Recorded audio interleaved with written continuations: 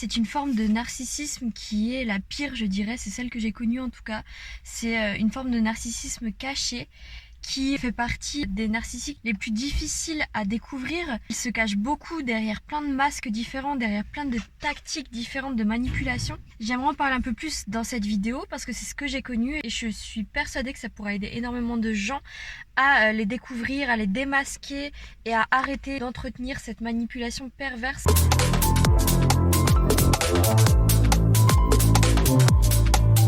Bonjour tout le monde, j'espère que vous allez bien. Je vous fais une vidéo que je crois être super importante. C'est comment démasquer les covers narcissiques ou les narcissiques sadiques. C'est les pires narcissiques, c'est celui que j'ai connu.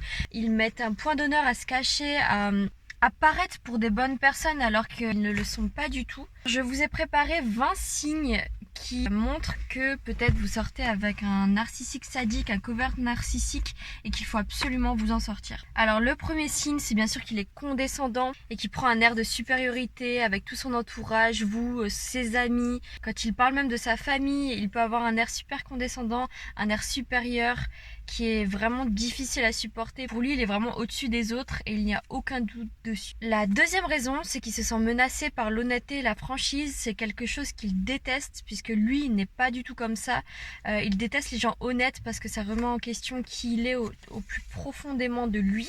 Pour lui, la franchise, c'est une source de faiblesse. Pour lui, il faut se séparer des gens trop francs, des gens trop authentiques, qui est une source de danger pour lui. Il balance entre l'idéalisation et la dévalorisation de soi et des autres. Ça veut dire qu'il peut très bien vous faire plein de compliments. Dans les heures qui suivent, il va totalement vous dévaloriser, il va totalement parler mal de vous, de qui vous êtes, de ce dont vous êtes fier. Il va tout d'un coup changer totalement de registre, vous n'allez même pas comprendre pourquoi. Il va commencer à vous dévaloriser totalement, à vous faire perdre confiance en vous. Vous, au fait, vous allez le remarquer parce que dans votre tête, ça va pas être clair. Vous allez vous demander pourquoi il me dévalorise sur des sujets et auparavant, il m'avait fait des compliments dessus, vous comprenez pas. À partir du moment où ces actes ne sont pas cohérents, de toute façon, c'est que vous devez vous méfier, il y a quelque chose derrière. Ça, c'est un gros signe que c'est un covert narcissique qui va empirer avec le temps, puisqu'il faut savoir que ce genre de personnes empirent avec le temps. Donc plus vous attendez, plus ça empirera malheureusement. Ensuite, il nie et rejette les sentiments des autres, qu'il voit comme une faiblesse encore une fois. Il n'a pas de sentiments, donc pour lui c'est difficile de parler de sentiments, c'est difficile de parler de ses peurs, puisqu'il n'en a quasiment aucune. Il se sent souvent, d'ailleurs on le verra par la suite, au-dessus des lois, au-dessus de la police, au-dessus de tout ça. Il est vraiment au-dessus des gens en fait. Et donc pour lui les sentiments c'est une sorte de faiblesse. Il cultive une image publique très différente de son image privée. Alors là, vous allez voir un réel gap, un réel trou entre la version publique de lui et ce qu'il montre quand vous êtes seulement tous les deux ou qu'il est avec des amis. Rien à voir. Et même moi, je voyais vraiment une différence très nette entre qui il était quand j'étais avec lui et qui il était par message, par SMS. Parce que quand il était avec moi par SMS, c'était la version idéale de lui parce qu'il pouvait réfléchir à qui il était. Il pouvait vraiment réfléchir à sa manipulation qu'il était en train de mettre en place, à tout ce qu'il voulait mettre en place.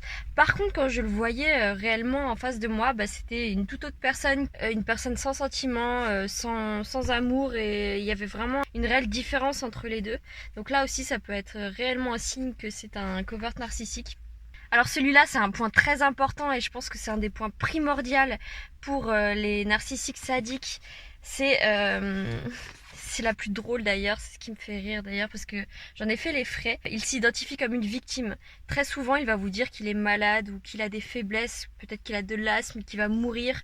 Moi, il m'avait dit qu'il attendait à une greffe de cœur, donc c'était très grave, il allait mourir à tout instant et voilà, il fallait absolument s'occuper de lui. Il se positionne vraiment en tant que victime pour qu'on s'occupe de lui, pour que toute l'attention soit dirigée vers lui et pour que vous ne vous disputiez pas avec, pour que vous ne creusiez pas trop sur tous ces mensonges, puisque si vous creusez trop, il va mourir de toute façon. Pourquoi vous prenez la tête à vous embrouiller puisqu'il va mourir à tout instant? Il faut profiter de chaque moment et surtout ne pas se poser de questions Donc c'est un vrai signe, je pense que c'est un des signes les plus puissants, que c'est vraiment un covert narcissique, un narcissique sadique, et qu'il faut partir très vite. Le point suivant, c'est qu'il transforme vos problèmes en ses propres drames.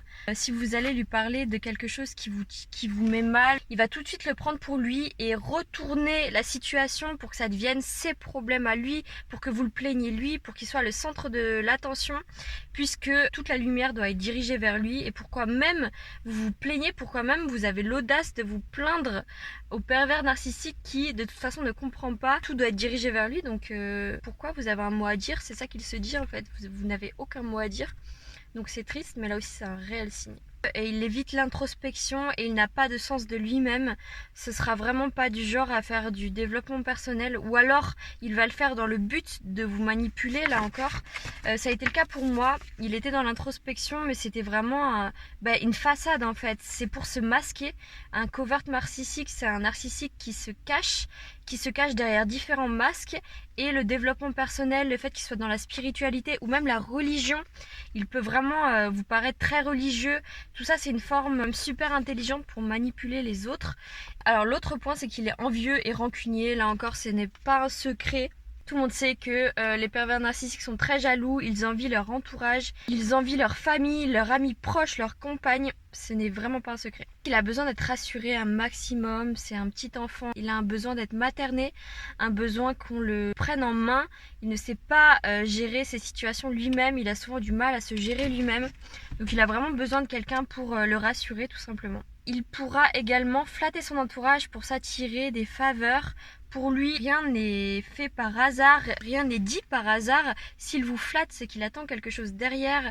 Il attend que vous fassiez peut-être quelque chose. Il attend un compliment en retour. En tout cas, rien n'est gratuit avec le covert narcissique.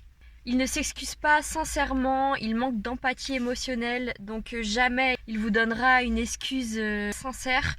Même si moi j'ai espéré qu'il s'excuse de façon honnête et sincère, je peux vous dire que je ressens beaucoup les énergies des gens. À aucun moment, même s'il a essayé de s'excuser bien 10 fois depuis tout ce qui s'est passé, à aucun moment j'ai senti que c'était sincère de sa part. On sent qu'il n'a pas d'empathie, on sent vraiment que cette personne n'a pas d'émotion. Si vous faites abstraction de ce qu'il dit et que vous le regardez seulement dans ses yeux et que vous vous concentrez sur ses actions, sur ses yeux, sur son regard, et que vous essayez de rentrer en ce qu'il pense, si vous voyez uniquement ses émotions, vous allez voir qu'il n'y a pas d'émotion et que derrière ces excuses, c'est du vide tout simplement. Il n'y a rien, une coquille vide qui dit des choses dans le but d'être apprécié, dans le but d'être pardonné, mais il n'y a rien derrière, il n'y a rien, aucune empathie, aucun regret, malheureusement. Un autre signe, c'est qu'il se concentre uniquement sur l'apparence plutôt que sur le fond. Il est très superficiel, généralement il est attiré par des personnes qui le sont aussi. Il préfère se concentrer sur les choses vraiment superficielles, sans rentrer trop dans les détails. Pour lui, l'apparence a beaucoup d'importance parce que c'est ce qui le qualifie socialement. Il voudra vraiment se montrer avec des personnes qui prennent soin d'elle de manière superficielle, bien sûr. Également, un autre signe qui est très très important, c'est qu'il se précipite vers une intimité, mais une intimité qui est fausse. Il aura tendance à souvent vouloir vous presser, vouloir que vous passiez la vitesse supérieure pour rentrer en intimité avec lui, pour avoir une intimité tout simplement avec lui. Ça, encore une fois, c'est de la manipulation. Il sait très bien qu'une fois que vous allez rentrer dans l'intimité avec lui, vous allez être plus facilement manipulable, vous allez être plus facilement amoureux, amoureuse de lui. Donc c'est un autre masque qu'il se donne pour éviter que vous creusiez trop sur sa personnalité qui est super vide. C'est un moyen de vous détourner du fait qu'il n'a pas de sentiments et qu'il a peut-être un problème au niveau social. Donc là encore, si on vous précipite un peu trop, méfiez-vous, ça peut être un narcissique sadique. Alors un autre signe, c'est qu'il se sent au-dessus des lois, au-dessus de tout, au-dessus des règles de la société. Il n'a pas peur de la justice, comme je vous l'ai dit auparavant. Il n'a pas peur qu'on porte plainte contre lui, il n'a pas peur des policiers. Pour un exemple, j'ai porté plainte contre lui, il a réussi à manipuler les policiers, il n'a absolument pas peur de ce qui pourrait lui arriver. Il n'a pas peur de contrer les lois, de faire des choses illégales. J'espère que cette vidéo vous a plu. N'oubliez pas de vous abonner et de vous inscrire au groupe d'entraide qu'il y a en bas de la vidéo. Je vous fais de gros bisous et je vous retrouve très vite pour une prochaine vidéo.